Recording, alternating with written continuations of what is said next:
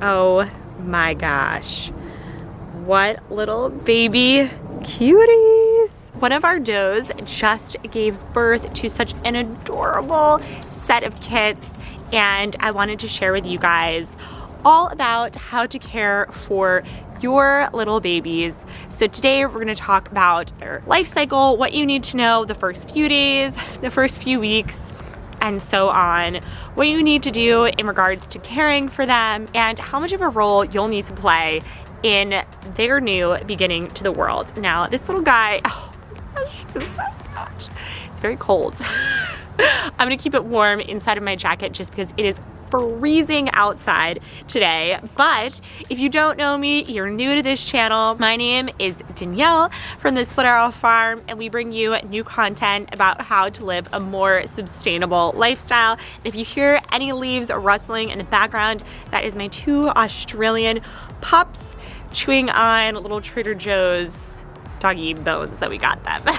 But I'm gonna go ahead and put this little guy away in a little warm spot, and then we'll start to talk about some of the things that you need to know for their life cycle. Let's go. Okay, we're gonna put this little munchkin back with his family. Now, we've already talked a lot about what you need to do to care for your pregnant doe and to really make sure that you're ready for her to give birth. But it's really important to know that even though these are domesticated rabbits, they are going to have a lot of their natural born instincts when they are giving birth. So it is going to be a very hands-off process. Now, usually they will give birth in the very early morning when you're fast asleep, and they won't need any real assistance there. It only takes around 15 minutes, which is wild. And when they're doing it, you just want to make sure that the mom has enough hay, food, water for that day and week and so on, as she is going to be taking a lot of her nutrients and giving it into her children. And you're going to notice that they are actually naturally instinctual to create their own burrow for their kits. So out in nature, they would usually dig a hole, leave all of their kits in there, and cover it up throughout the day, making sure to only feed them around 2 times per day. And throughout that time, they would go out, go do their own thing. And this is a natural instinct so that any predators won't notice that the nest is there. They're actually, because the mom's away, won't as likely know it. And the doe is also gonna have some natural instincts to know whether or not she should keep a child or not. So you're gonna notice sometimes that kits are born on the wire, and this basically means that the kit is born on the wire of your nest and not actually born inside of the nest. And a lot of people will be shocked about this, and it is so sad. One, it could have a stillbirth, so it's born on the wire and the mom will take it outside of the nest. Or 2, if she's noticing that the kit isn't getting enough nutrients and it is kind of the runt, she may select it to not stay in the nest as well. Now, there are a few things that you can do there. You can create your own type of feed for these babies and actually feed them yourself. And there are a few different recipes that you can Google online. You could also assist a runt with getting fed. So if you notice that maybe she left someone out and everyone else is getting kind of chunky and all of their wrinkles are starting to go away, this means that they're a healthier young rabbit. As you saw from these kits, and I'll grab another one, these guys are big, they're nice and chunky. That means that they're very healthy. But if they are a little bit smaller, you can actually hold down your rabbit. We suggest having like 2 people do it. We haven't done it before, but I've read about it, and you can actually hold down the rabbit and assist in nursing that runt. But that's kind of the basics that you need to know when you're getting ready for the labor of your new rabbits. One of the most popular questions that I see on forums is, can you actually hold the rabbits or touch the rabbits once they're born?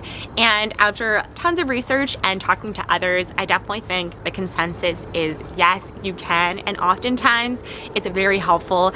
These are domesticated rabbits. They know your scent from the food and water that you're giving them, and they are going to feel comfortable with you, as do all of your other animals, because they do form a trust and bond with you. That being said, I definitely think you should only be touching them if it's a short amount of time and you are helping them, because I mean, it's really cold out. My hands are freezing. Their nest is so warm, and the mom really does know, or she should know, what to do. Usually when a new litter is born, we'll go in, kind of make sure that everyone's looking a-okay. There aren't any stillbirths or rabbits that have passed.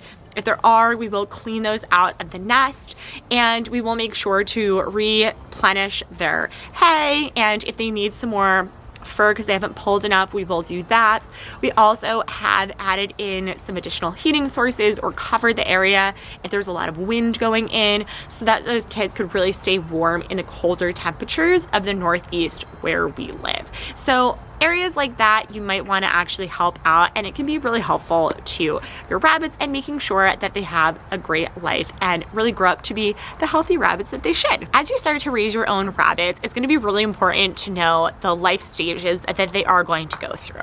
So at the very beginning, you're going to have the labor. It only takes around 15 minutes, which is insane, and it's usually going to happen in the early morning, so you will not even know that it happens.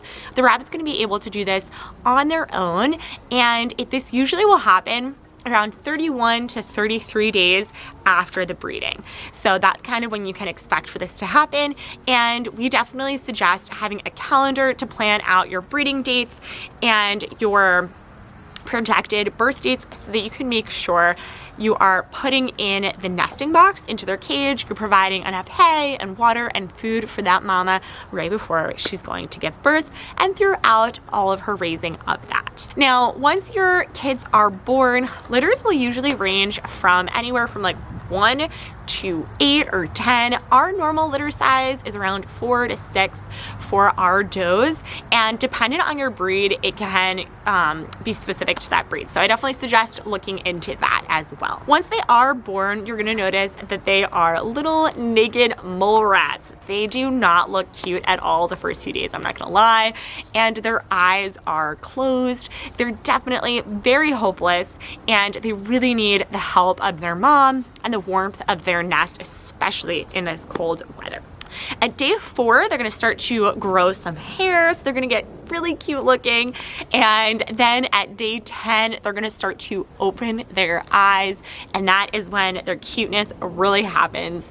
And to make sure that your rabbits are healthy, you're going to really start to see them get very plump and large. You can check in after feedings, so you can really tell once a feeding just happened, because they're going to be really, really chubby. There's going to be no wrinkles on them, and that means that these little babies are very healthy.